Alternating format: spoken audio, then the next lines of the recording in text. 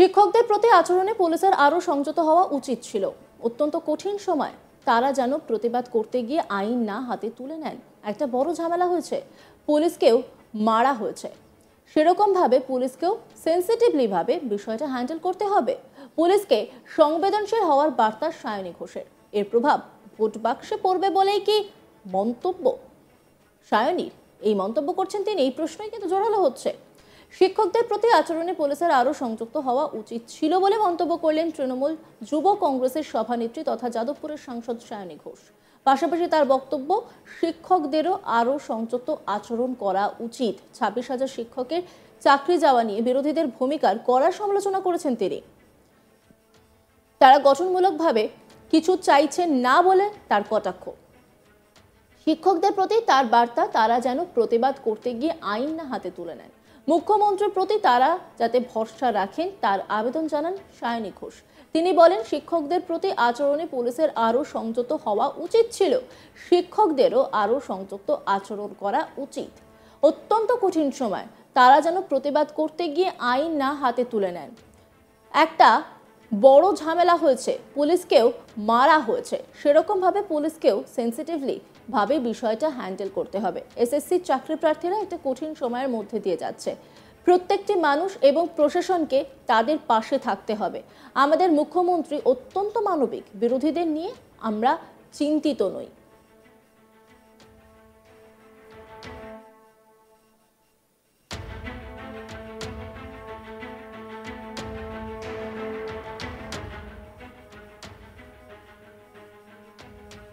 সাংসদ সায়নী ঘোষ তিনি কি বলছেন শোনাবো আপনাদের। দেখুন, এটা তো অনভিপ্রেত, এটা হওয়া উচিত না। এটা আন্ডার এনি সার্কামস্টান্স আজকে যাদের সঙ্গে এই ঘটনাটা ঘটেছে, ইট ইজ ভেরি আনফর্চুনেট। যাদের রুজি রুটি চলে গেছে, যারা যোগ্য প্রার্থী, যাদেরকে ভিকটিম হতে হচ্ছে নানান পলিটিক্সের জন্য, তাদের সঙ্গে এই মুহূর্তে অনেক বেশি সেন্সিটিভলি হ্যান্ডেল করা উচিত আমার মনে হয়। অন্যদিকে আরেকটা আমার মনে হয় যে শিক্ষকদেরকেও এই মুহূর্তে আরেকটুখানি কাম এবং কম্পোজার মেনটেন করা উচিত। একটা অত্যন্ত কঠিন সময়, টেস্টিং দেয়ার পেশেন্স, তারাও যেন প্রতিবাদ করতে গিয়ে ল অ্যান্ড অর্ডার হাতে না নিয়ে নেয়। গতকালের ক্ষেত্রে আমরা দেখেছি যে একটা হিটেড আউটবাস্ট হয়েছে, তার ফলে পুলিশকেও প্রহার করা হয়েছে।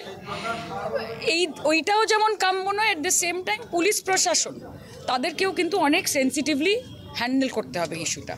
এটা একটা রেগুলার প্রতিবাদ, রেগুলার রাজনৈতিক একটা মিছিল, একটা রাজনৈতিক একটা কিছু হচ্ছে না। এটা একটা সম্পূর্ণ এসএসসিতে যারা যোগ্য চাকরি প্রার্থী তারা একটা অত্যন্ত কঠিন সময়ের মধ্যে দিয়ে যাচ্ছে। সর্বতভাবে প্রত্যেকটি মানুষকে, প্রশাসনকে তাদের পাশে থাকতে হবে। এবং আমাদের মাননীয় মুখ্যমন্ত্রী অত্যন্ত মানবিক, sensitive. I am sure that she has taken cognisance এবং everything is going to be under control. বিরোধীদেরকে নিয়ে আমরা একেবারে চিন্তিত নই, কারণ বিরোধীরা রাজনীতি করতে জানেন, তারা প্রতিহিংসা পরায়ণ এবং তার পেছনে একটাই কারণ রয়েছে যে একটি দলকে 34 বছর পরে মমতা বন্দ্যোপাধ্যায় রাজনৈতিকভাবে মহাশূন্যে পাঠিয়ে দিয়েছেন এবং অন্য দলকে তিনি পশ্চিমবঙ্গের মাটিতে 1 ইঞ্চি জমি ছাড়ছেন না। কাজে বিরোধী কি বলছে না বলছে সেটা নিয়ে উই আর নট বদার্ড। আমরা যদি কারুর ব্যাপারে চিন্তিত হই তাহলে সেটা হচ্ছে বাংলার মানুষ, এসএসসির যারা চাকরি প্রার্থী তাদেরকে নিয়ে, এবং তাদের জন্য আমাদের মানবিক মুখ্যমন্ত্রী যা যা করার করবেন তিনি আশ্বাস দিয়েছেন, আমরা নিশ্চিত। দেখুন, তৃণমূল কংগ্রেস একটা অত্যন্ত সিজেন্ড পলিটিক্যাল পার্টি। আমরা জানি যে সব সময় একই রকম থাকতে পারে না। জয়ের আনন্দ যেখানে থাকে, অ্যাট দ্য সেম টাইম এরকম চ্যালেঞ্জের মুখোমুখিও দলকে হতে হবে।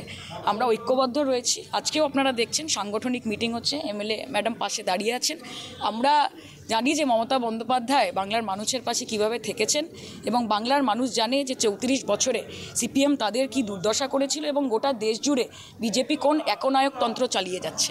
কাজে ভোট বাক্সে মানুষের সমর্থন মমতা বন্দ্যোপাধ্যায়ের প্রতি আছে কি নেই আপনারা 26-এ অবশ্যই দেখতে পাবেন, এবং আমরা সর্বতোভাবে বাংলার মানুষের পাশে আছি, এটুকুই বলতে চাই।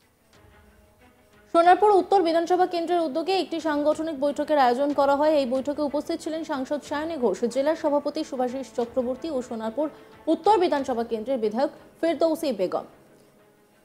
এর পাশাপাশি স্কুল সার্ভিস কমিশনের চাকরিহারাদের উপর লাঠিচার্জ করেছে পুলিশ। সেই ঘটনা আমরা প্রত্যেকে দেখেছি। তা নিয়ে উত্তাল রাজ্য।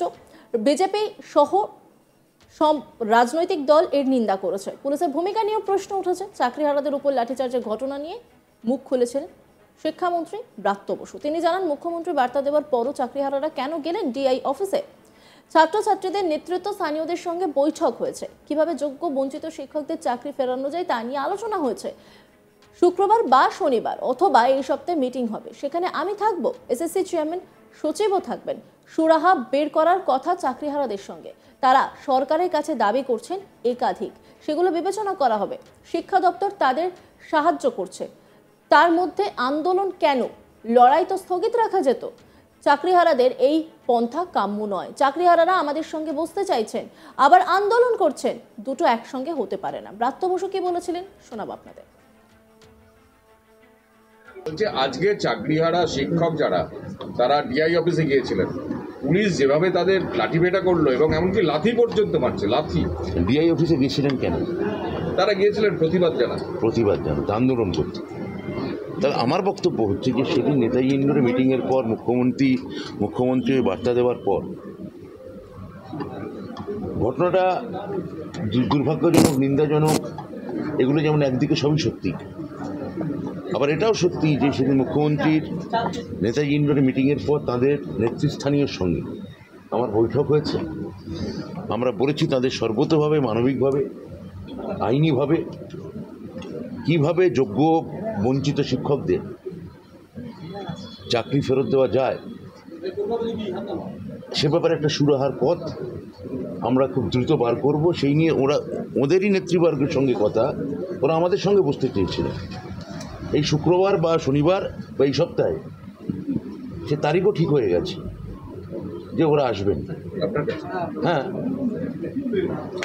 আমি একা না, এসএসসি চেয়ারম্যান থাকবেন, যে কমিটি থাকবে, পুরো এন্টায়ার কমিটি, আমার বিভাগীয় সচিব থাকবেন। ওদের সঙ্গে বসে একটা সুরাহা বার করার কথা, বা ওদের দাবিগুলো, ওদের বেসিক দাবি কী আছে সেটা শোনার কথা। তাহলে আমার বক্তব্য হচ্ছে যে আপনি যদি যে সরকারের কাছে আপনি দাবি করছেন, সরকার আপনাদের সর্বতোভাবে সাহায্য করছে, শিক্ষা দপ্তর সর্বতোভাবে সাহায্য করছে, এসএসসি আপনাদের সঙ্গে যখনই দেখা করতে চাইছে দেখা করছেন, আমাদের সঙ্গে মিটিং চলছে, তাহলে সেখানে আপনার কথা অনুযায়ী আন্দোলন, লড়াই, প্রতিবাদ এগুলো তো কিছুদিন স্থগিত রাখা যেত। এগুলোর জন্য তো দিন পড়ে আছে।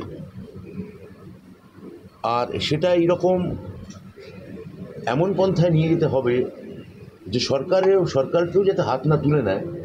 প্রথম কথা হচ্ছে ওনারা যাই করুন, আমরা ওদের প্রতিরক্ষা দেব। অন্যান্য খবরের আপডেটের জন্য অবশ্যই নজর রাখুন আজ তাক বাংলার ইউটিউব স্ট্রিমিংয়ে। লাইক, কমেন্ট, শেয়ার এবং সাবস্ক্রাইব করতে ভুলবেন না।